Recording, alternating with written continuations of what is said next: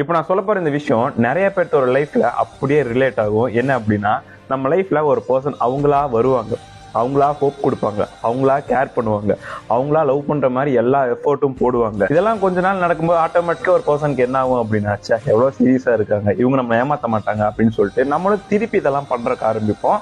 Attachment create பண்ணிக்குவோம். கொஞ்ச நாள் நல்லா போயிட்டு இருக்கும், நல்ல நல்ல மெமரிஸ் வந்து கிரியேட் பண்ணிருப்போம். நம்மளுக்கு என்ன தோணும் அப்படின்னா, இதாண்டா லவ், மத்தவங்க லைஃப்ல எப்படியோ என் லைஃப்ல சூப்பரா இருக்குடா அப்படின்னு சொல்லிட்டு நம்ம ஒரு மெதப்பல் இருப்போம். ஆனா சடனா என்ன ஆகும் அப்படின்னா, எதுக்கு என்ன ஆச்சுன்னே தெரியாம இப்ப விட்டுட்டு போனா சரியா இருக்கும்டா அப்படின்னு சொல்லிட்டு ஒரு பிட்ரேல் பண்ணிட்டு கோஸ்டிங் கொடுப்பாங்க பாருங்க.